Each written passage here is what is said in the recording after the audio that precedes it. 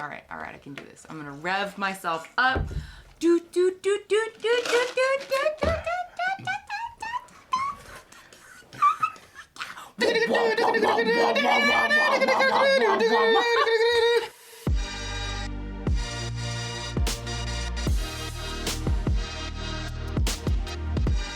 This is The Mud Peddlers, a podcast where two nerdy ceramic artists share the behind the scenes of their worlds of clay. We are your hosts, Lindsey M Dillon. And I am Donte of Earth Nation. This week on The Mud Peddlers, we're doing something kind of, intense. We're talking about, it's a little bit deep. It's deep. A little bit deep. A little bit deep. Talking about finance. We're talking about finances, and we're talking about finances because over the years of doing this, there's been a couple times that people have reached out to me and kind of intimated that, like, the reason that you're able to, like, do this full time is because you're, like, really organized and you're doing things. And I'm like, bro, no, that is not the case. Like, I wish that was the case, but no, there's like other folks who have also asked, like, oh, how do you do, like, essentially, how do you do what you do? And I think there's a lot that goes into that that's not exactly related to ceramics. Yes, 100%, and, yes. Yeah, so that's kind of what we're going to be talking about today. Like, we're going to be discussing in various levels of detail, like our income sources, how we navigate housing, healthcare, retirement, and, like, savings. So, if at all, in this late-stage capitalist nightmare. Late-stage capitalism, kind of lit. If it's done right, we're not doing it right. I don't think late-stage capitalism is ever lit, unless... It's supposed to be a trickle-down system. It's a keep all the in for us and nobody else gets a system. Yeah. It's supposed to be, if you have more, the people below you also get more, and that's not what's happening. That is not what's happening. So, we're gonna, let's dive right in. I'm very nervous. Why are you so nervous? I don't know, because it's like, okay, so like for real, the reason that like this is a very nerve-wracking topic for me is because like it taps into a lot of that like imposter syndrome stuff. Oh. Because like when I tell y'all how much I actually make, it ain't like, like it's kind of one of those things where it's like I'm able to do what I do, yes, and I wouldn't consider myself a starving artist. Yeah. But that's because there's a lot of other things that have like privileges that I was born into, and then just circumstances in my life that make it so that I'm not a starving artist. Right. And like I also don't want to like downplay the work that I've put into my career, because it's like, yeah, I do work really hard, and I wouldn't be where I am without that hard work. Yeah. But there's also a ton of privilege and other circumstances that make it so that I am where I am, and where, like, to some degree, like, where you are, where you are, too. 100% for me. I got into very lucky circumstances, because the person I got with was kind of, like, set, and she was like, just marry me. And I was like, dude, okay. And then now I'm in a house, like, I can't put a kiln in an apartment, really. They don't let you, so, that's kind of how that started there. Yeah. But just to start out, let me go over some of my finances, right? So, like, how much it takes me to make pottery is dependent on how much clay costs per month. Mm-hmm. And then I'm assuming this is after classes and studio fees. So if you go to a studio to get your stuff fired, you have to include those in. Yes. I don't include those in, because every time I fire my kiln, it's about $10. Okay, yeah. And that's only because I have the machine that tells me how much it is. Right. So I know how much it is for my electricity.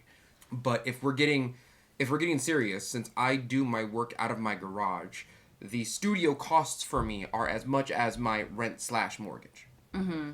Because you're essentially able to say, like, because there's something that has to do with, like, if you have a dedicated space for your work that allows you to essentially list, like, I think you can either put your full rent, or it's like a percentage of like the overall space within your house. Again, and to preface, we are not tax lawyers. Like, everything we're discussing is from our own personal experiences and is not to be taken as legal advice. So just want to put that out there. My tax guy asks me how much my mortgage is. I tell him, and then he says, where do you run your quote unquote business out of? And then I go, my garage. And he goes, is your garage attached to your house? And I go, it is. He goes, so it looks like you pay about $2,000 a month for your garage.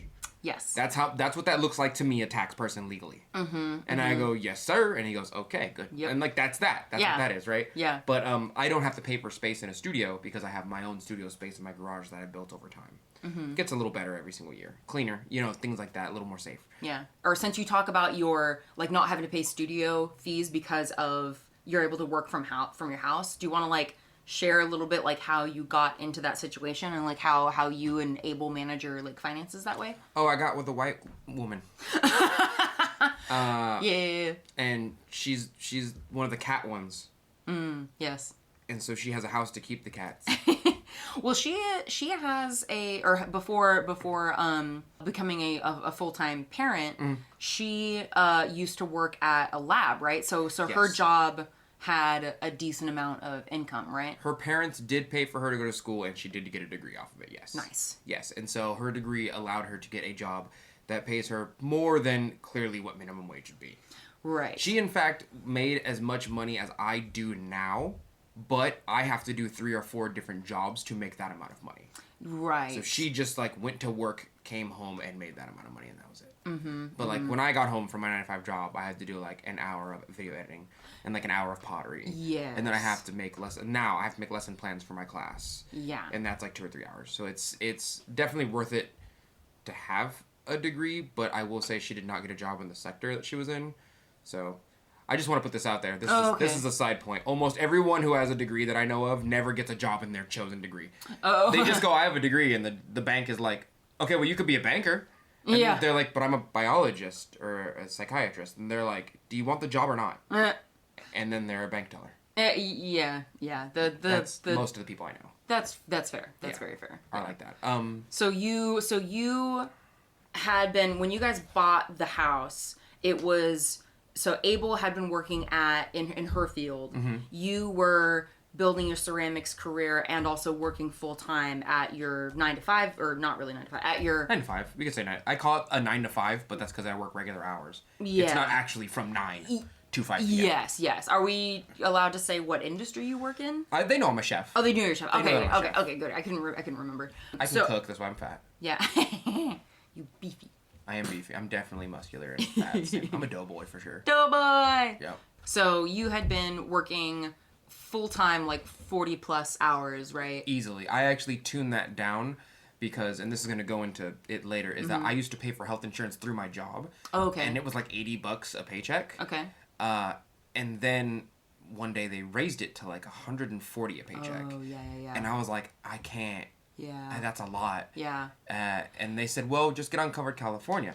Covered California, in fact, is very minimal, right? So I technically got paid more money to take one day off of work per week. Right. And not get health coverage through my job, but instead through Covered California because I live here. Yes. So that being part of my finances is very like, I get Covered California and that takes care of my health benefits. Yes.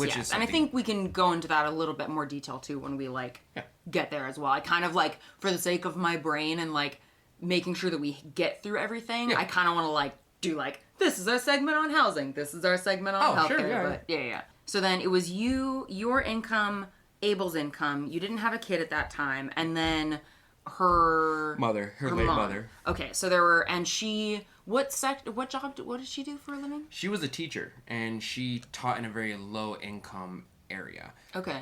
She specifically chose a field in which like, it's hard to say without sounding disrespectful, but like, she chose a place to teach in which there are a lot of immigrants. And, like, a lot of her kids did not speak English. Mm-hmm. And it wasn't just, like, one type of person. She had, like, multiple people who didn't speak English. Like, she chose the lowest systematic class of person to teach. And because of that, they got subsidized by the government a lot.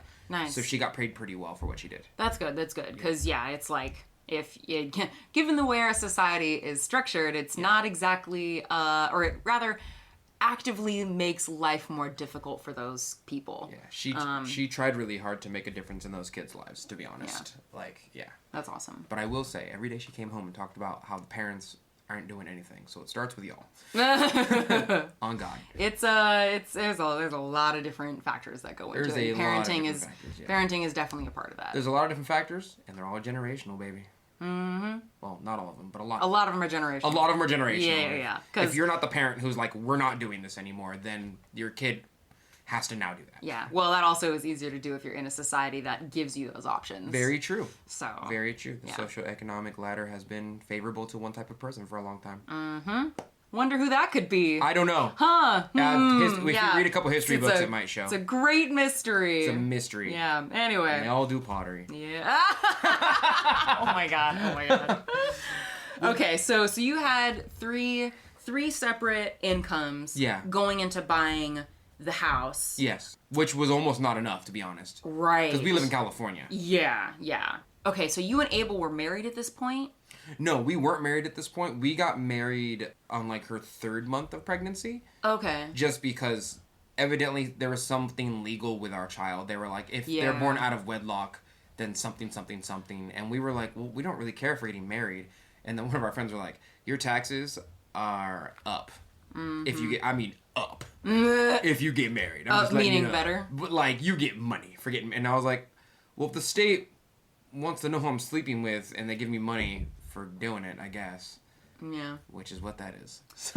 Yeah. So. Low key. Not that you have to be. Yeah. Anyway, it's. I'm very anti-marriage, but they make it like they incentivize marriage essentially. Yeah. Yeah. The punishment mechanic is also deep, but like they incentivize the crap out of having kids. Okay, so you guys hadn't been married. Who secured the loan for the house? Her mother. Okay. Yeah, we actually just figured that all out because we went to the paperwork. Right. Yeah, right. but the house is the house is kind of a gateway to talk about because realistically speaking, if you're doing pottery, you essentially live in a house, have someone else's house to put your kiln and your equipment, or you're going to a studio. There's very, very, very few of you who have a kiln in your apartment. Yeah. And if you do, it's not like a kiln. It's like a tester kiln that you plug into the wall. Or you end up in a situation like me where like I have the studio as the converted garage in my mom's house, but my mom rents the house. Right. So, because it's so funny. I feel like we're doing like an Icelandic saga. We're going back all through the family histories and what we all are and what we do. But so my mom is a professor an adjunct professor at Sac State, and she rents this house, and she just recently started getting Social Security, so that helps. But we, again, really lucked out because the house that we're in is below, or the house rather, because I don't live here, just for in case listeners don't know, I live with my partner in another that's kind of another thing. I'll go into that in a second. But basically, so the house that my mom rents she rents it at like below market rate. So that in general is really good for just like our family in general. And then we also were lucky enough that the landlady didn't care that we put in the electrical to like be able to run the kiln. Okay. And didn't mind that we like added storage space in the garage. So it's like we ended up in that weird space where we don't own our home, but I don't have to go to a studio to produce work. Right. And this is also not an apartment whatsoever. Yeah, no. It's a house. Yeah. Which is great. Yeah. Yeah. That's kind of the gateway, is that like if you want to own your own kiln, you almost have to not be a homeowner, but have to rent or have a house. Yeah. Essentially, which is, hard. Yeah. Right now it's really, really hard. It is really hard, yeah. And then on top of that, you have to have money for glazes, especially if you're not already making money off of pottery. And then you have to have money for clay, and then materials, and you have to cleaning supplies and things of that nature, because hopefully you're not sweeping in your studio. Yeah. I mean, I do, but you should. Yeah, I do too, but you should. Yeah, I do. I'm better now about wearing a mask. I could put on my N95 from the pandemic years, basically, to make that a little bit better if I do sweep. But I have a good OSHA mask, but I only essentially wear it when I'm making like large batches of glazes. Oh yeah. Because if I'm making small batches, I'm putting the fan behind me and just like gonna let it blow. Yeah. It's not so bad. It's not so bad. Yeah. Going back to the housing thing a little bit, the other thing that makes my life easier is that the apartment that Cody and I are in is like way below market rate. Like we live in I don't know, it's like, I mean, you've been to the apartment, right? Yeah, like it's maybe 500 square feet, if that? It's not that big. Yeah, it's small, but you go there to sleep and shower and yeah. Well, yeah, I mean, like, it's not like that. It's not like that small. It's not like, oh yeah, I only go there to sleep and shower. Like it feels big enough. It honestly kind of reminds me of like when you see videos of like apartments in Japan. Like it has that kind of like small feel to it, but it's it's great for Cody and I mean, like, honestly, our biggest issue is that we're running out of space for cosplay stuff, but we only pay $708 in rent, and that water is covered. We still have to pay like SMUD and PG&E, or, you know, like electricity and gas and stuff. Yeah. But in terms of the rent itself, like just over 700 is like crazy cheap. There's somebody listening to this right now, like, that's a lot of money. We do have to remember, not only do we live in California, we live near the capital.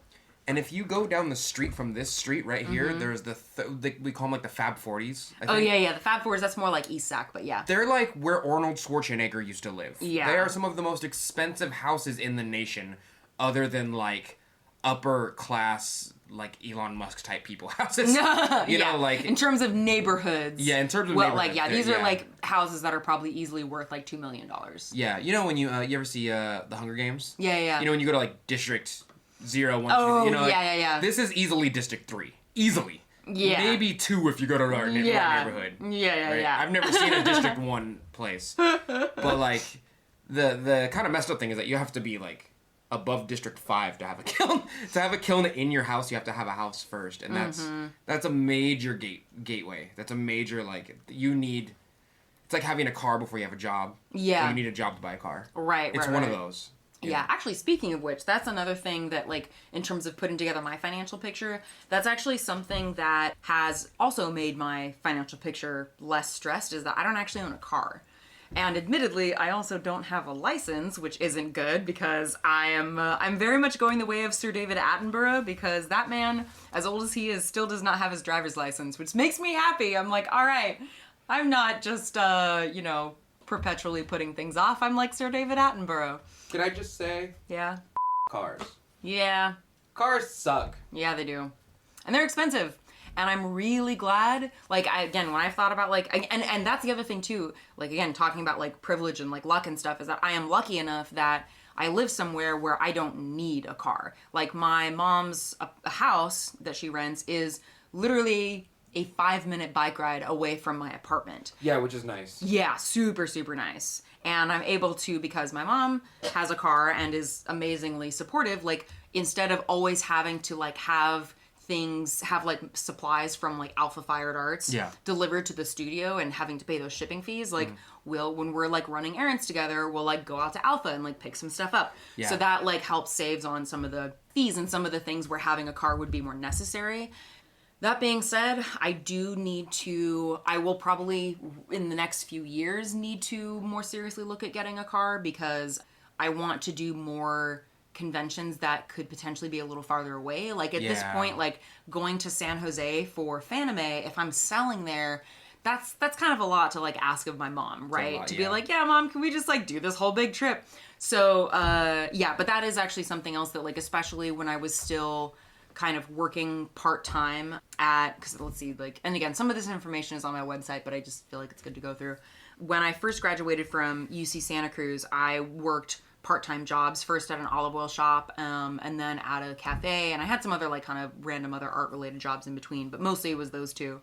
And when I was doing that, like that was definitely like not owning a car and not having to make those payments definitely made it so I didn't have to work as many hours in those part-time jobs, and that allowed me more time to build my ceramics career. Right. Yeah. And on top of that, the year that my sister passed away, it was so funny. I was like, oh my God, this like, what is it? You know, misery comes in threes. The 3 never showed up, which is great. But within like a month, my sister passed away, and then I got laid off from my job. Damn. Yeah, it was rough. It was because rough. of COVID? No, not because this was 2016. They just didn't like you. This was 2016. They hated you. No, they liked me.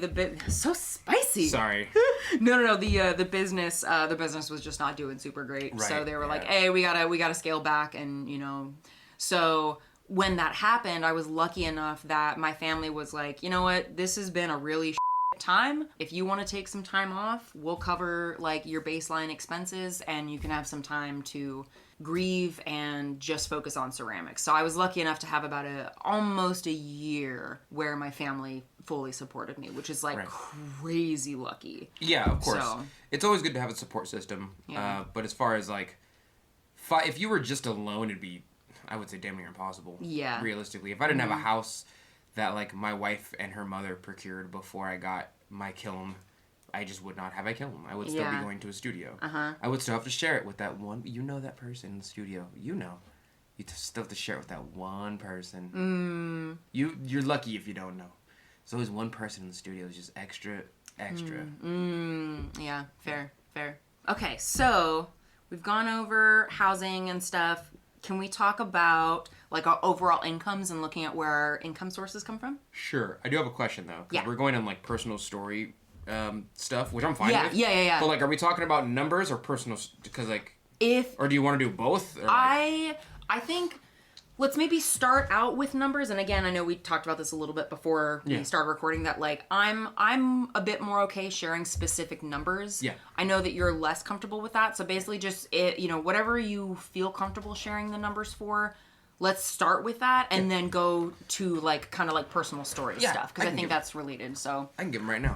Okay, so for my personal finances, luckily for me, the house is kind of like settled. Like I got that handled. So the $2,000 in mortgage every month is how much it costs to just stay in the garage. Pretty much. That's essentially my overhead. So that essentially covers like the electricity and things of that nature, right? But as far as everything else, for the longest time, my jobs have essentially covered the materials that I have. So like my clay, paid for by my job, my 9-to-5 job. My glazes, 9-to-5 job. Glaze materials, 9-to-5 job. Sponges, 9-to-5 job. The wheel that I bought for $400 7 years ago, 9-to-5 job, right? After I bought all of those things, that's when I started to get Patreon. And I did it like on a whim. Somebody was like, I like your work. I wish I could support you, but you don't make enough work to buy because I didn't have a store at that point. So she was like, can I give you like $5 a month through this program called Patreon? I signed up for it. And then one of my other friends was like, you should start a YouTube channel. And I was like, no. And then the Trump thing happened. Oh, yeah. And I was like, well, now I'm angry, so I'm going to. And I made the channel, and then people started supporting me through there. And then through that support, I then bought my kiln, which was almost 3 or 4 Gs. And then I had to set up the electricity, which was another G, right? So without them, I wouldn't have anything. As of now, it makes, I want to say, about $700 a month from my Patreon. The Patreon? Oh, okay. Which isn't like a huge amount, but I think I need to tighten it up a little more. How do you mean? Well, because I offer so many things, and then sometimes I just forget the things. I'm like, oh yeah, level 5, I'll do a live cast with you every 2 weeks. And then like I have baby problems, and I'm like, so I can't do a live cast. Yeah. So I have to offer them things essentially that come along the way. So like I'm developing glazes right now. I have to make a tier where like, okay, you're in on the glaze development. At like tier 5, I'm going to tell you everything about this glaze development. And hopefully that gives you something that most other people don't get, so that you feel like you're a valued patron. Yeah. But that's essentially where my value comes from them giving me that $700 whatever dollars. Okay. Every single month. YouTube itself, it depends on the month, but it can vary in between $300 and $500 a month, and that goes into an account which I never touch. I've just never touched that account. Like Golden One, pretty much always was like, "You want to do something with this money?" And I'm like, "No." Put it in a money market. Don't touch it. Yeah. Ever. Wait, so is it actually invested or is it in like a savings account? It's in a savings account, but they call it a money market. The difference. Oh, okay. Yeah, you know the difference. No, right? I don't actually. What's the? So like, there's a certain percentage of money they give you every month for having money in your savings account. A money market is essentially where you say, I want to keep it there for a long time, and they go, okay, if you want to keep it, if you really are keeping it there, we'll heighten the percentage. So I think it's like 1% of all of my money every year I get back. Oh, so 1% of like, let's say there's $50,000 in there. Gotcha. 1% of that they put into the account. Oh, and then after a certain amount of money, it goes to 2%. So I think after $100,000, it goes to 2%.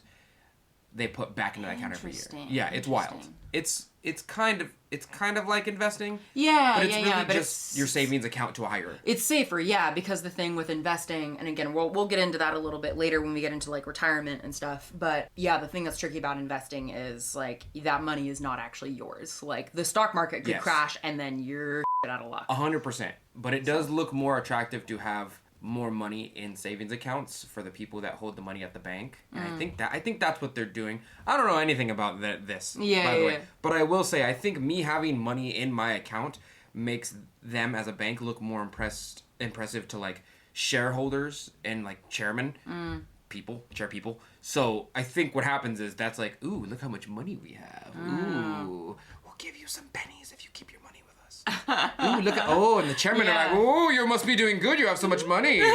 I shall invest more in you. And they're like, yes.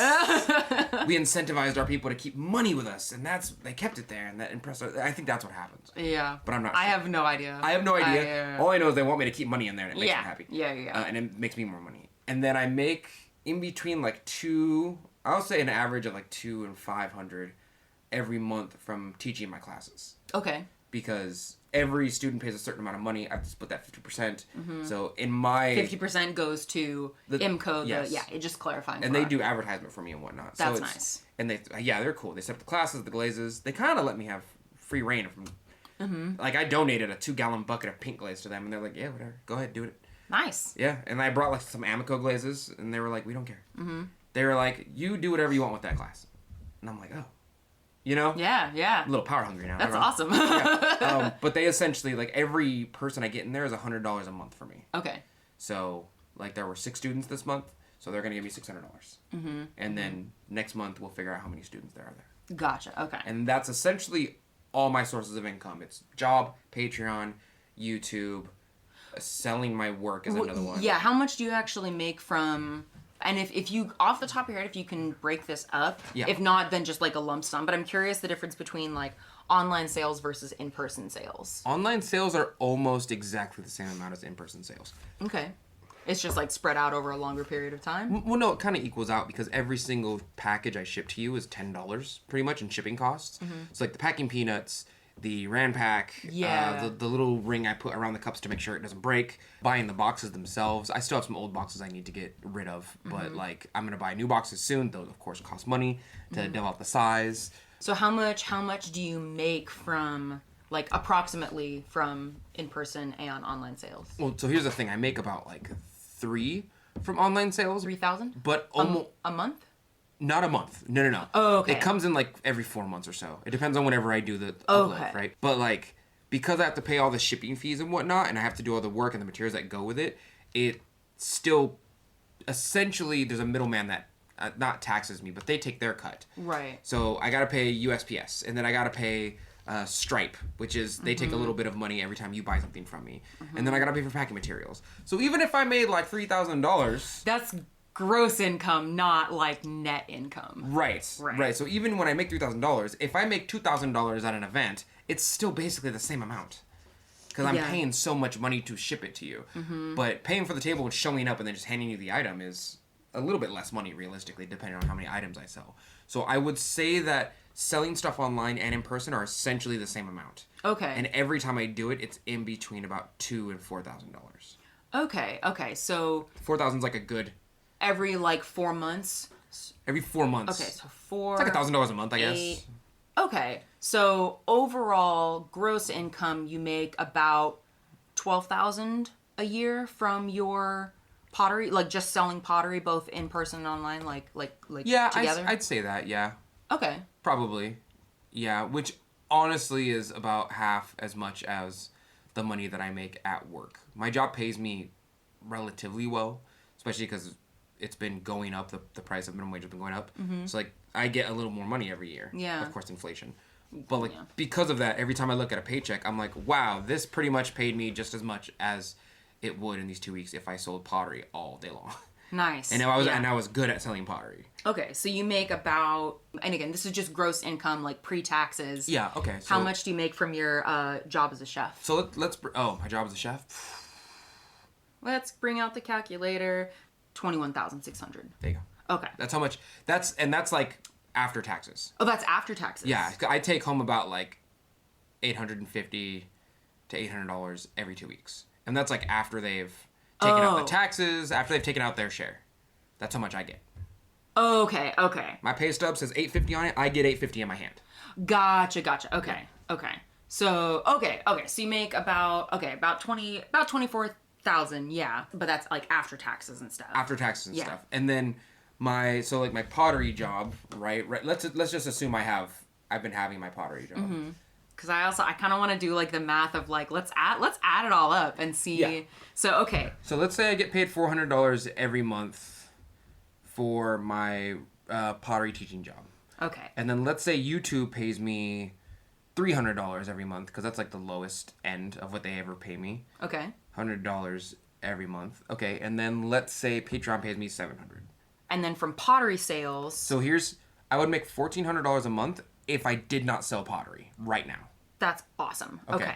So then selling pottery. If I do sell pottery, which happens every 4 months.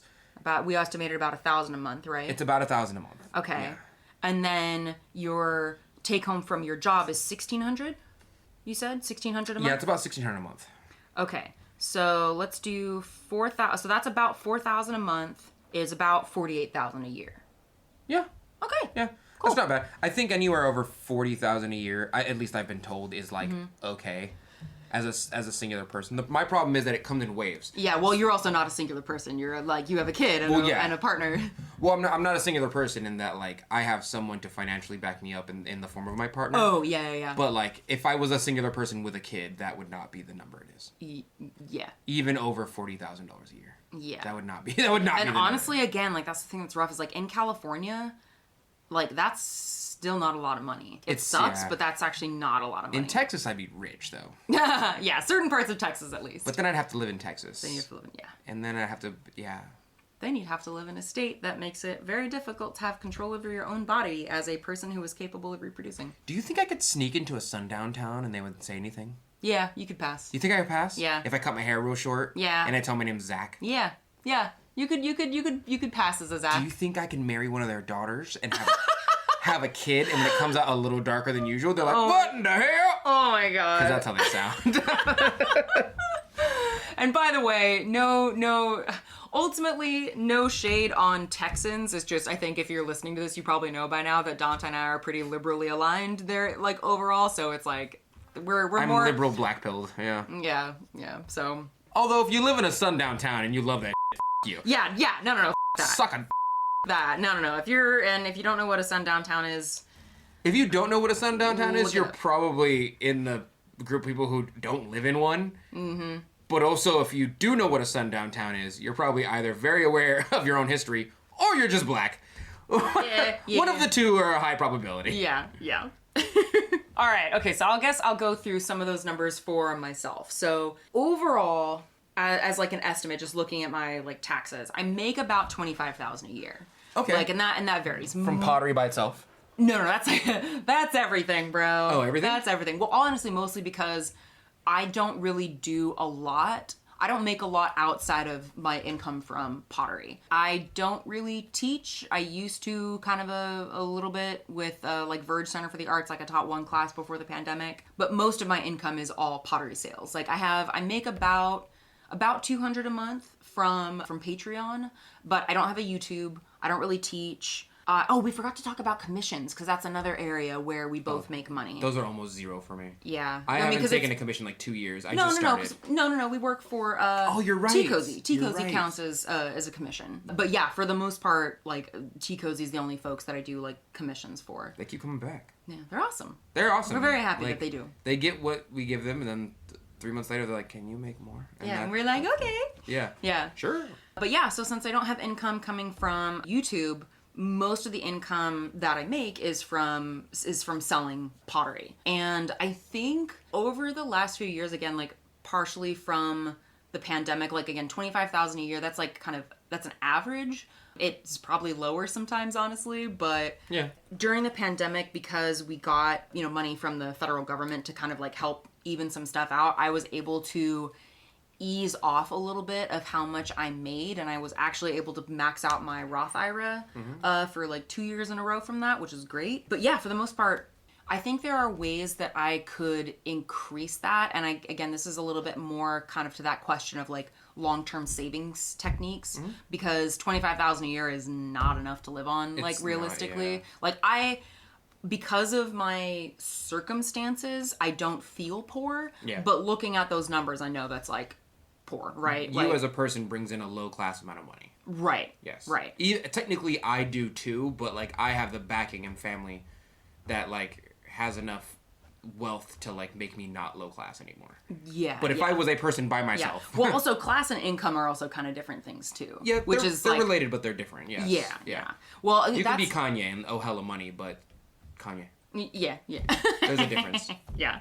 even with that money though, like I still have like a ton of family privilege because like my mom has the job at the university. She's not, I feel kind of weird to say, but like she's not necessarily the most, this is not just true for my mom, but kind of true for everybody, but it's like everyone's kind of like one health crisis away from being like well and truly f***ed. Oh yeah. But my dad, like my dad worked for the Senate for like most of his career, or for the good like latter half of his career. So it's like financially he's fine. So between my mom and my dad and the really morbid fact that I'm the only sibling or the only child now because my sister passed away, and most of my other family is like middle class or like upper middle class, I would say. Mm-hmm. I'm in the weird position where I have a bit more of a safety blanket than a lot of people do. So it's like this, it's a weird tension because I know that realistically my long-term security, unless I do something different with unless I find another way to like get more income and get like overall more financial stability for things like healthcare and like retirement and stuff, my life is super unstable. But I'm lucky enough that like my partner, you know, again, Cody and I aren't married yet, but it's like he's got a job at the state. His job is super secure. Like I'll be covered under his healthcare. He'll have a like an official retirement plan beyond Social Security because honestly, Social Security may not be around, and even as it is now, is not enough to fully support people in their retirement age if they're not still working. Because inflation is high, bro. Yeah. They don't account for inflation. And then they're like, what happened? And we're like, you made everything more expensive, but you didn't give us more of the expense. Yep. There's a lot of reasons why we are in this situation, socially, societally. It's more intricate than I make it sound, but that... Yeah, I feel like that is kind of like a large portion of it, is what I just said. Yeah. It's just... Yeah, there's not enough to keep up with the demands of living, especially like in an expensive state like California. So I don't make a lot of money.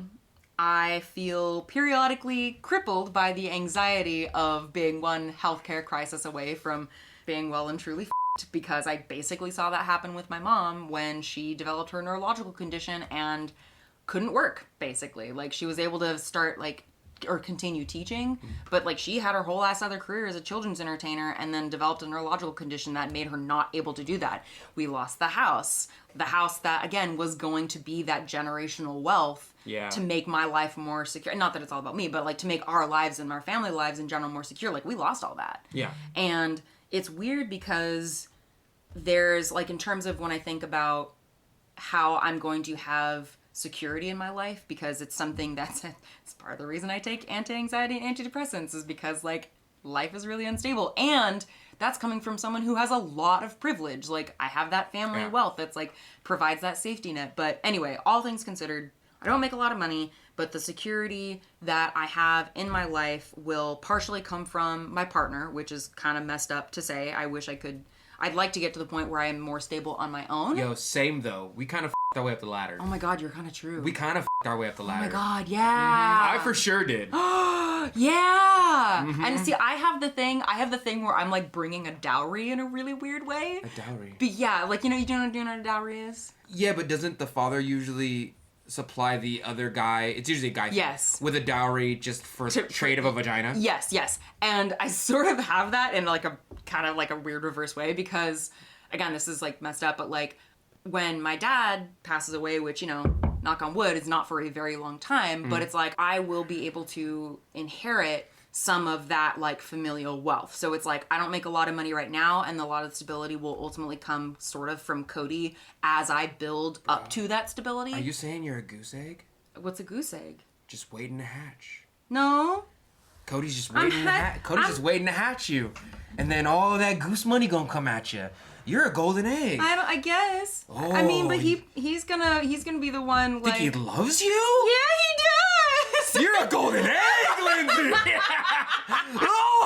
Oh my god. I don't have that kind of family wealth. I have like middle class family wealth, but I don't have like proper golden goose wealth. Private island. No, god no. No. So it's like, it's weird though, man, because it's like, I think this is a millennial problem. Yeah. Because like the previous generation at least had leftover wealth from the boomers, who had a lot of wealth in the positive items. Yeah. You know, and then like the Gen Xers. By the way, Gen Xers, stop it. We get it. You drank from the hose and went outside. Stop messaging me. My mom's like, we were the cool generation. I'm like, I get it. You want to be hippies, but you weren't hippies. Oh, yeah. But also, you want to play video games with us, but you don't know how to play. I get it. You're in the middle. My mom won't shut up on being a Gen Xer. That's so funny. Yeah, and Gen Xers clearly had like a little bit left over. Mm-hmm. But like millennials and Gen Z are truly like, it's not that I don't bring value to the table, it's that value isn't there to be acquired anymore. Because it was gotten by all the, by my predecessors. And so like, yeah, like, remember that, where'd we go, Francica? Right. In Cincinnati? I kept on saying these houses are super nice. Oh, yeah. But they look like they were left over by people who had money and understood how to take care of a house and had the infrastructure and people to take care of a nice house like that. Yeah. And then they just gave them to like millennials. And they were like, we don't know how to take care of this. I feel like it's less we don't know how, more like we don't have the resources. That's fair. Yeah. And but they were like bigger than my house. Dang. They were like 2 and 3 stories. The one we stayed in was damn near a mansion. That place was really nice. It had a pool table in its second kitchen. Yeah. Like, it was insane. But it was just like, the people who actually lived in them, you're like, you're not taking care of that house. That house is dilapidated. It was so strange to me. Mm-hmm. And that's kind of how I feel generationally, is that like, I have enough work ethic and value to bring something to the table, but there's not enough value to pick up and put anywhere. Yeah. Like, how am I going to rebuild my house when the cost of wood is so expensive? I want to build a second story in my house. It costs more than making a new house. It's wild. That's crazy. It's an insane amount of money to, like, build a second story. Yeah. And most of us are renters, and it's, Yeah.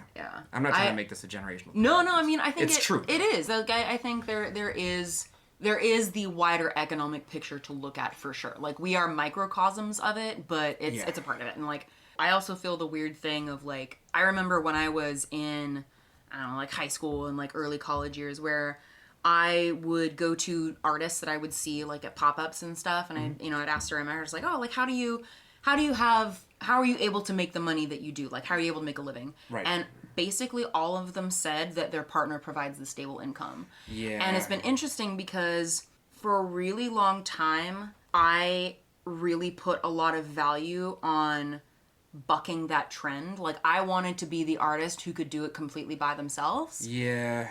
But at the same time now, it's like, well, realistically, like, so for instance, my family, my uncle is like an award-winning composer. Like, he's worked with like National Geographic, like with the, big organizations in San Francisco. Like, he's amazing, right? He's done amazing work.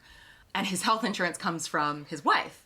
So it's like, it's weird because I feel like I'm wrestling with this thing of like the gender thing of like, oh, I am afraid of being that stereotypical like wife who just does pottery on the side and my husband brings in all the money. That is a stereotype, yeah. But it's also like I'm looking at why I have that negative association anyway and why that, like, I don't know. It's like, because that stereotype is something that I judged really harshly, and I don't think I think there's more to that picture than how I first judged. Yeah. I don't know if that makes sense. No, it makes sense, but there's definitely and I know I harken on this all the time, but there's definitely a historical reason why a certain type of person is known for being within a certain type of sector. Like, if you took some type of sample size of 1,000 potters and you put them all in the room, it's gonna skew towards one way or the other. And there's a very clear historical reason as to why it stereotypically is that way. I'm trying to be nice about it, but I feel like you guys know what I'm talking about. No, yeah. I mean, I think in particular, my biggest association with that is like economic privilege. Yes. And a lot of that economic privilege is really closely tied in with racial privilege. 100%, yeah. And yeah, I can agree to that. And on top of that, it's who just kind of had more time, if that makes sense. Like, the biggest gatekeepers of pottery in and of themselves are space, time, money. Yeah. And whichever group has those in plethora, even though we all feel like we don't have enough, but clearly some groups have more than others, whoever has the majority of that has the ability to express themselves physically, emotionally, even financially. And because of that, there's a group of people who essentially, like, I have enough time to just try out pottery. Yeah. I have an extra 5 G's laying around to buy a new wheel and a new this and some glazes and a seat and some shelves. And I just try it out. And I love you guys.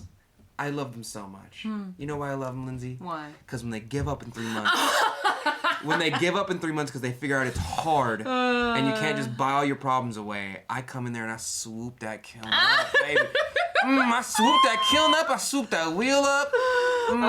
You're mad at me right now. But tell me that kiln ain't unused for 2 months in your garage right now. Yeah. It be your own. I love it. I love it. Oh my But I get the idealism of being a mountain unto itself, in which you're so stable. If your safety net left, you'd be like, I'd still be okay. You'd still be okay. Yeah. I don't know if that's a realistic picture because we're very social animals and we need a safety net in order to feel some sense of comfort and like the hierarchy of needs. That triangle, the hierarchy of needs. Right? It has to do with like having, it's like what, health, shelter. Yes. I can't remember. There's like 5. It's like food, physical touch. Yeah. It's something, I feel like I could look it up right now, but that'd be cheating. But like, there's things you need. I think it's Maslow's, right? Maslow's hierarchy of needs? I believe so. Okay, I am going to look it up, even if it's cheating. I always want to say Mavlov's, but I feel like I'm mixing the word Pavlov and Maslow. Okay, Maslow hierarchy of needs. This is from canadacollege.edu, says, from the bottom of the hierarchy upwards, the needs are, these are your physiological needs like food, air, water, shelter, sleep, clothing, and reproduction. Then there are... Damn, that's on the bottom level? That's wild. No, bottom level meaning like this is like the foundation. Yeah, that's what I'm saying. That's like stuff you need before you do the other stuff, probably. Yes. And then, so those are physiological needs. You heard it first, folks. Clapping cheeks is before the other stuff. Oh my god.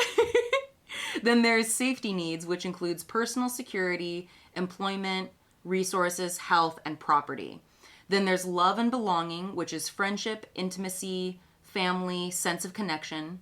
Then esteem, which is respect, self-esteem, status, recognition, strength, and freedom. And then at the top is self-actualization, which is the desire to become the most that one can be. So Damn, level 5 is crazy. Level 5 is basically being enlightened. Dude, no, level 5 is like that top level is level 5 is like ideally that's where everybody should be able to be, because it's like if we had those kinds of social safety nets so that you didn't have to essentially be a wage slave. Yes. Then like society would be better. People would be happier, like overall things. But again, this is just... What's crazy is I feel like that pyramid is mixed for a lot of people. Because like, I feel like the bottom level, we'll call it level 1, it should be base. Yeah. Should be base. And those are physiological needs. Everyone should have those, right? Yeah. But I feel like number 2 and 3 and 4 are a little switched for me. You know what I mean? Like esteem and love and belonging? Well, with level 2. So it's physiological needs and then safety needs. Safety needs includes personal security, employment, resources, health, and property. Yeah, I feel like a lot of people can find level 3, try and get level 3, which is the community and this feeling of belonging. Yeah. Like on the internet. Like, sure, yeah. Like online communities, literally. Yeah. And then like number 2, I could skip number 2. Well, no, because number 2 includes like when it says health. I could skip number 2. Property. You have property. I have property, but I used to not have that. But I tell you what I do got, a Discord channel. And they make me feel good whether or not I have a house. Yes. No, for sure. It's not like this thing isn't like you can't have A, you can't have B without A. You just But it's like, the tiers of, Anyway. All right. So now that we've fully established that late stage capitalism is a nightmare, let's talk about healthcare. So you want to go over again what you would, just to kind of like clarify and remind our listeners like how you deal with healthcare? I get my healthcare through Covered California because my job started charging me a little too much for healthcare. They damn near doubled it. Mm-hmm. So me and my buddy at work, his name's Andrew, great guy. He told me one day, he was like, how much do you make a day from working here? And I told him, and he's like, theoretically, you could just take a day off of work and make pottery and do videos instead, or like teach pottery classes, and you would make more money not working for that day if you got Covered California. Mm-hmm. And I was, did the math, and I was like, oh shit, you're right. Yeah. I was like, I could get paid for working one less day and still get the same health coverage. Yeah. And so that's what I do now. I have Covered California. I take a day off to teach pottery classes. Are you under Medi-Cal, or are you under I'm under Medi-Cal. Because Medicare is a different thing, I think. Yeah, so Medi-Cal, because I'm on Medi-Cal, And Medi-Cal is essentially like poor people insurance, yes. health insurance. So it's you are no longer eligible for Medi-Cal if you're at a certain income level. Yeah. Because Covered California, essentially, my understanding is that it allows you to get government subsidized healthcare, but like some people still have to pay for it, right? Yeah. Like if your income is above a certain level, you have to pay for... Well, I pay like $20 a month for it. Oh, okay. So I still pay for it. Yeah. It's just, and that $20 is made up. Any lawyers who are trying to snipe me right now, that $20 is made. I don't know how much I actually pay, but I do pay for Covered California. Okay, but it's not like free. But it's not like hundreds of. It's not $140 a paycheck. That's for damn sure. The awful thing is that I needed to get health insurance for me, my wife, and my baby, my stay-at-home wife, and I was like, "How much is that?" And it was like $400 a paycheck. And I was like, that's half my damn paycheck. And they're like, well, we're covering 3 people. And one's a baby. Yeah. And you are not healthy. And I was like, okay, all right. So what do I do? He sees me drinking 2 Red Bulls at once and mixing it with pre-workout. And he's like, you are dying soon. So insuring you is expensive. Okay, so you do pay some. I pay some, but it's not anywhere near. It's damn near free. Okay, and under Medi-Cal, you are able to get that coverage for yourself, your wife, Abel, and your youngin. Well, I just got this doesn't apply to anybody anymore, but I got into a program where they basically said if you have a kid, you have a special exemption because we're clearly going to give a baby health care. Yeah. Under the state of California, we're not going to leave our citizens like that. And you clearly need health care to take care of the baby. Mm-hmm. So you all get health care. And I was like, oh, they're like, you still got to pay underneath the normal rules. Mm-hmm. We're just letting you into an old system because you have a child. Nice. Okay. And I had to jump through a bunch of hoops to do that. But like, it was worth it because now we're all covered. Nice. I think every year I have to like re-up. Yeah. And I think it stops once she's 18, but I'm not sure. Okay. Once they're adults, they don't care. Yeah. The only thing I pay towards my healthcare is in my taxes. So, yeah. But in terms of like a separate fee specifically for healthcare, I don't pay anything. I don't pay a copay. And it's awesome because when I got my tubes tied, all of that was covered under my insurance. You got yours tied? Well, no. I mean, they call it getting your tubes tied. Technically, it was a endoscopic bilateral salpingectomy. You got yours tied? I got mine cut. I think what they did is they took mine out. No, they took mine out too. But then they tied yours? No. At the end? No. They didn't tie yours? No. They just cut them? They cut out and they removed the whole thing. Also... And they soldered them? Yeah. They soldered mine too. There you go. Yeah. Yeah. So... I will probably, once Cody and I get married, I will most likely get onto his healthcare plan because I would like to establish a like long-term relationship with a doctor. Because right now it's like my healthcare, like my primary care physician is like a physician's assistant. He's not like a doctor. So it would be nice to have to be able to develop a long-term relationship with a doctor for my life through healthcare that is not going to change, so, but again, we'll see how that goes. My doctor also, I picked my doctor, and whenever I go, I'm like, I want this doctor. Yeah. Because the other doctors are always like, how's your home life? Are you stressed? Are you depressed? My doctor's like, you're lifting weights wrong. And I'm like, how do you know? He goes, your back looks up. Oh. And I'm like, oh, he goes, deadlifting, you're doing it wrong. And I'm like, oh, he lifts weights too. Nice. And so he's just like, do it right. And I'm like, okay. He goes, you still having trouble sleeping? I was like, yeah, but I have a baby, so it's not like I can sleep through the night anyway. He goes, okay, so you don't need sleeping pills. I'm like, no. He goes, do you want to lose weight? And I was like, yeah. He goes, okay, well, eat more vegetables and move more. Like, eat less, move more. Yeah. And I go, okay. And then he, like, smacks me on the butt, and I get out of there. Like, love it. Yeah. The other ones are like, do you need orthopedics? Oh. Does your left arm still hurt? Left arm? That's some heart attack right there. No, it's the joint in the left arm. Yeah, no, it's old man shit. It's not, yeah. I know, I got rid of the other thing that causes heart attacks. That's good. That's gone. That's good. Yeah. Okay, so that's healthcare. That's okay. What are the two other things? So the 2 things that we have left to cover are retirement and then our savings techniques. And they're kind of mixed, to be honest. So what's your approach to planning for retirement? I don't have those. Tell me yours. You do. I don't have those. You do. Die young, We were literally... We were talking about Roth IRAs. So, okay, I guess I'll go through mine and then I'll ask you more about yours. Oh, I do have a... Oh, yeah, you're right. Yeah. So, so I have 2... ways essentially of thinking about retirement. Okay. Overall, I don't feel like they're enough because it's terrifying. So because inflation. Because inflation, yeah. So on one hand, again, assuming my partner and I get married, like his job, because he works for the state, provides a pretty good retirement, all things considered. Also, Social Security is still mostly functioning. Wobbly. Yeah. So my primary way that I'm planning for retirement right now is by setting up a Roth IRA. And again, there's like different ways of managing, like, because there's a regular IRA, then there's the Roth IRA, which is basically you get taxed before you put your money in. Yes. So when you pull that out later, you are not taxed on that money. And it's essentially you put the money in the account, you invest that money, and then ideally over time things grow, you get the returns on investment basically. But the thing I have that one. Okay, so you have a Roth IRA as well. Yeah. But my job matches so it's a Roth IRA, a matching Roth IRA. Okay. Yeah. And does your job choose how that money gets invested? As far as I know, they just keep it for me. I don't know anything beyond that. They pretty much said, we're going to put $80 in there a month as long as you put $80 in there a month. Okay. That still sounds like a 401k to me, dude. Maybe. I think that might be a 401k. I'm so sure they call it a Roth IRA, but if I went up to her tomorrow and she was like, no, stupid.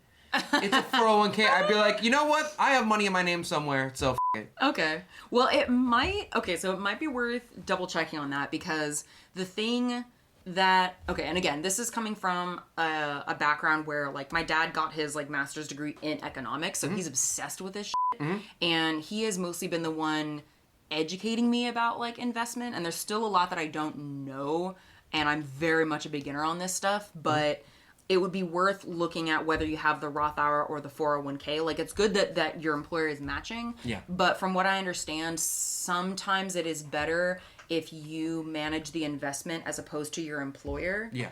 Just because of like where you invest and what kind of potential returns you could get. And I'm not necessarily talking about like day trading. Yeah. But it's like the whole idea of like, do you invest in the S&P 500 or do you invest in like Apple and Google and Netflix and you know all these other things. So when I'm looking at like long-term retirement plans, that's something that I want to learn more about. But in general, like that's kind of my primary plan for retirement. But the thing that still like bothers me about that is that like, because you can only put a max of I think about $6,000 a year into your Roth IRA. There's a max, yeah. Yeah. So knowing that, it's kind of like at what like even if I were to get to, because right now I have I have about $30,000 in my Roth IRA. It like between my Roth IRA and then my personal investments account, which is like separate from my Roth IRA. It's like 10. Okay. Yeah. Yeah. So I've got about 30,000 in mine, but I'm kind of like, how do I get to the point where the money that I'm able to get when I'm at a retirement age is enough for me to live comfortably? Oh, I see. Because even if I got, you know, 100,000 or 200,000 or 300,000, 500,000, like how many years if I stop working when I'm, what is the retirement age now? 65 and a half or something? 66? For the sake of argument, let's say it's 69. 60. Nice. So like, how am I going to be able to get the amount of money that I need to live 20 years without working outside and of pass that? it down to whoever you need to. Like the thing I worry about is like giving it to Astrid. Yes, that's because that's a whole other thing. Because again, I don't have kids and I'm not planning on having kids. So tell me how you and Abel, because Abel has retirement or is gonna have retirement when she starts working again, right? Yeah, no, I'm gonna be a stay-at-home dad sooner or later, so I'm just gonna be a full-time potter in like a year and a half. Nice. Yeah, Abel's like, I'm gonna go back to work and you're gonna be a stay-at-home dad, and I'm like, I will. Hell yeah. It's clean. The whole house is gonna be clean. I believe it. Me and the baby are going to clean for an hour a day. Yep. And then we're gonna go to the park and we're gonna slap a squirrel around. Don't slap squirrels, that's mean. So one last thing I guess that I'll say too, this is just kind of in general talking about like familial privilege as well that kind of has to do with retirement, is that like I have both my mom and my dad, privileged white people, worked in white collar jobs basically, and are made enough to be able to provide generational wealth to me when they pass, which is important. Hopefully not for a very long time, because I would much rather have my parents around than money. But that is like a kind of like an element to that. So you, from Abel's family, you guys have some of that privilege as well. And then you were talking about having Abel has a lot more of it than I do, but yeah. Yeah. So when you think about how to like pass that down to Abel or to Astrid, you doubt it. I mean, I just I have like a list, and like Astrid's at the top of that list. So like, if I gotta burn someone's house down to make sure my kid stays alive and healthy, it's gonna happen. Yeah. I'm sorry. Sounds about right. Shouldn't have lived that long. I don't know what to say. Like I get like, and so in that same aspect, it's like I don't like being I'm not on board with the mentality of as long as it makes money, do it. Mm-hmm. And I'm not fully on board with that mentality. Sure, yeah. Because I was talking to you earlier about it, and I was like, yeah, I mean, with aspects to the art world, I suppose, but like, I do have to admit that that's further, it's a slippery slope argument, but further down the line, like, that's how our oppressors think. Yeah. You know, like, as long as it makes money, do it. Yeah. I don't care at what cost. It makes me money. Mm-hmm. I don't care. Just do it. Yeah. And so I can't get fully behind the motto of, like, well, as long as it makes money, it, man. I can't. Because, like, that's how the bad guys think. But they're at a different level than we are. Yeah. But they did start out at our level at some point. So we do have to keep that in mind. Yes. No, that's true. Like, you know, and I know it is a slippery slope argument, and those are automatically fallacious. But I also don't want to live in a world where... I also don't want to admit I don't live in a world where, like, that has and does happen all the time. Yeah. The slippery slope often becomes true if you let it slip enough. Mm. So I do want to hand my daughter down a large enough amount of money, keep her knowledgeable enough about work ethic and how to work her environment enough to keep her safe and happy and healthy. But it's hard to toe the line between that and be like, whatever it takes, you know, like whatever makes money, I'm doing it, you know? And so I feel like my daughter is very much the grease to that wheel, because when my daughter's involved, I'm like, yeah, whoever's gotta die, whoever's gotta die dies. Yeah. Sorry, bro. You know, like, whatever happens. It ain't mine. I don't care. But outside of that realm, I'm just keeping myself circumscribed within like a certain line in order to make sure that I make enough money to pass down to my daughter. Yeah. And if that's through pottery or overworking myself or doing Patreon or YouTube or anything like that, like that's what I'm doing right now. So almost all the income that I'm making right now, I'm either putting away or spending on like bills. Yeah. Essentially, there's no in between. I don't go on vacations. You get that boba though. I do get that boba. We get that meat, but those are like normal levels of like barely normal. It's a lot of boba. It's a lot of boba. Actually, in a past life, I was the president of a whole nation, and the way they took me down is by poisoning my boba. Actually. Yeah, that sounds about right. Yeah. Because it was the easiest way to kill me. Mm-hmm. Knives didn't work. So yeah.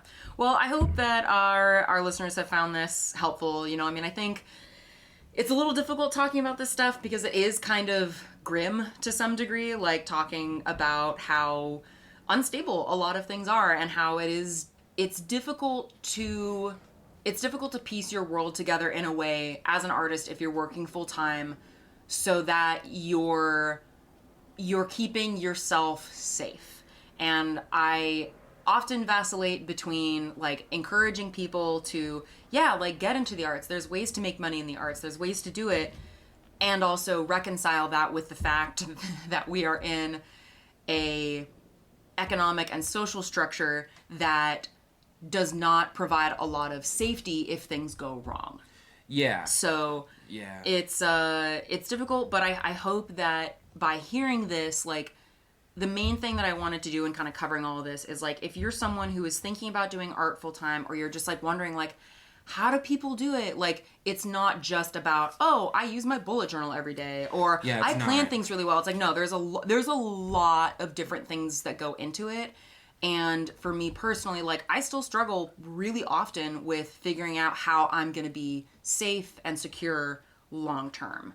And I'm figuring out the best I can. And I'm like, again, I'm lucky enough to have that safety blanket. Yeah.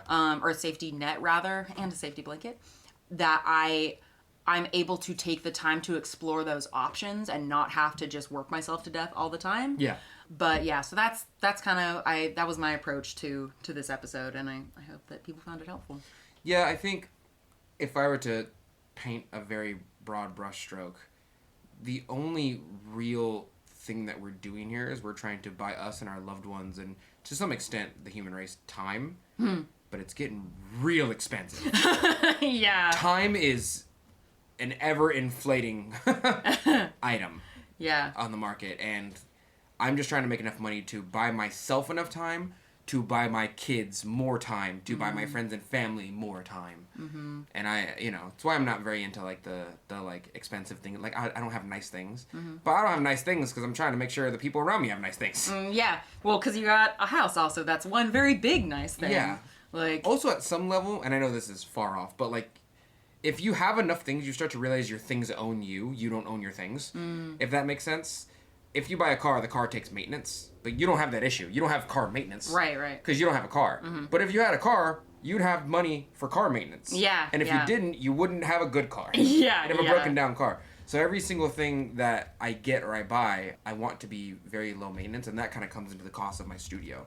Yeah. My kiln, my wheel, they're going to take maintenance. And if I had multiple kilns, it's multiple maintenance. And it's if one breaks down, I use the other one. But if that one breaks down, I have to replace those. And, your things own you if you don't know or understand how to work them properly or take care of them. And you're either going to spend a gob of money having someone else take care of them, or you're going to have a knowledge base to be, like we were talking earlier, like a mountain on its own. Just kind of like, I'm stable on my own, thank you. Yeah. And that takes a lot of time, which you have to buy. Yep. Which you have to buy more of. Yeah. All right. Good? Good. That was hard. And scene.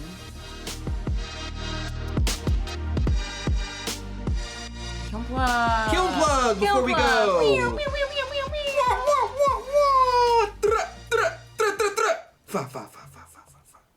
Okay. You first. I freaked her out real quick. I like big butts and I cannot lie. You know what? Them motherfuckers can't deny. When a girl walks in with an itty bitty waist and a round thing in your face, we meet patriarchy. The people in the big butts video didn't even have big butts. Compared to what we got now, them were normal people. That's true. Yeah. Anyway, Kiln plug. Sorry, I literally couldn't think of anything for a second. By the time you're listening to this, my spooky season Halloween shop update will have gone live. So head over to lindseymdillon.com to see what I have.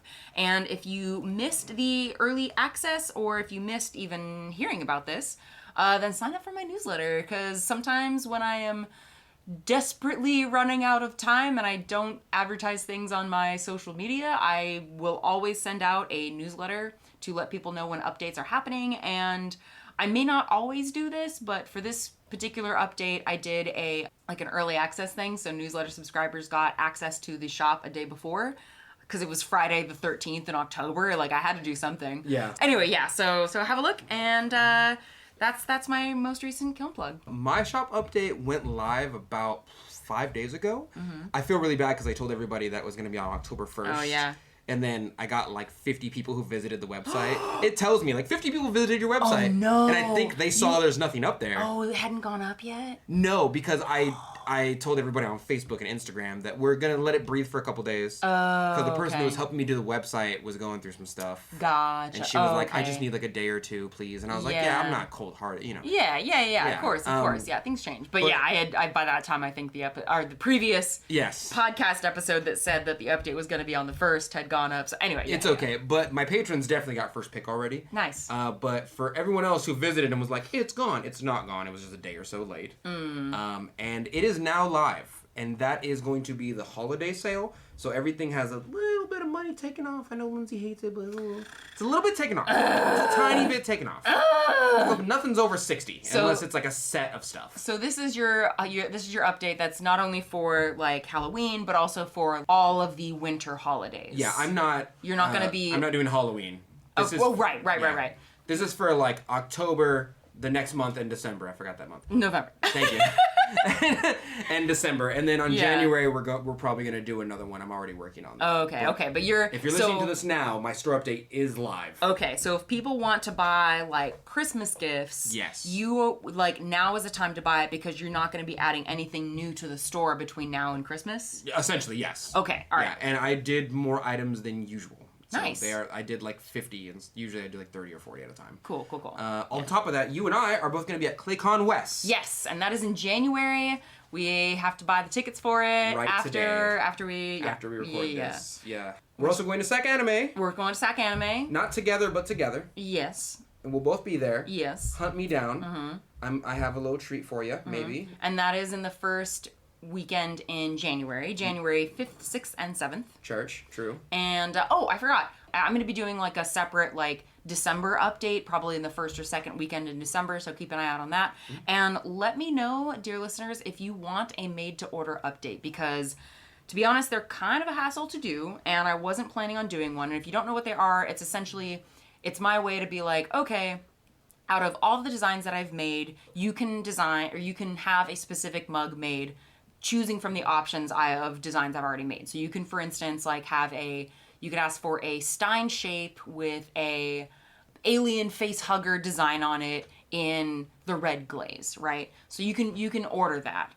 I was originally not going to do that update because, again, it's like balancing that with a regular holiday update, and then the Sac Anime update was kind of a lot. But if you have a very specific design that you are wanting to order and you don't want to take the chance, anyway, let me know if it's really important to you to make a made-to-order, or to have a made-to-order update available, because I'm deciding on whether I'm going to have one, and I'm leaning towards not, but if people really want one, and I will listen to you, so let me know. I'm not doing that. Okay, that's fine. That's fine. Yeah, I'm not. No. That's sorry. fine. Yeah. I'm sorry. I want to offer a made update for you. I do, but like, no. We only got so much time. We only got so much time. We only have so many spoons. And Amico just ran out of their ancient copper, and I'm trying to go on my Discord and get a bunch of people to help me redevelop it. Ooh. We have a couple recipes up there. If you want to be part of that, go ahead. I think I'm going to make a new title on Discord of like glaze tester. Ooh, and that's make fun. them their own glaze tester room. So we can all get together and be like, all right, here's what we're doing. If anybody wants to test this in their kiln mode, go ahead. And we can just like a little tiny glazy group. You know what I mean? Take pictures and whatnot. Yeah, but I'm not going to stop my glaze development to do a made to order. That's very fair. That's very fair. That's very fair. You pick one. You want ancient copper back? Or do you want another mug? All right, that's what I thought. Okay, then. All right. Go clean your room. Yeah, go clean your room. And your wheel.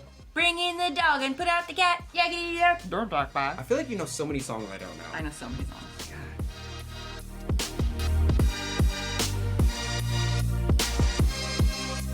And that's it for today. Thank you so much for joining us for this episode of The Mud Peddlers. We would love to hear from you, so if you want to share your thoughts about the episodes or just see what Donte and I are working on in our studios, come say hi. You can find links to my social media at lindseymdillon.com. That's LINDSEY, M as in monster, DILLON.com. And you can visit my pottery shop or see what I'm working on at earthnationceramics.com. And you can find me all over social media at Earth Nation Ceramics. It's spelled exactly how you think it's spelled. And if you want to support the show, hear some bonus episodes, and see some behind the scenes of my work, you can support me and the show at patreon.com/Lindsey M Dillon. Thank you so much for listening, and we will see you next time.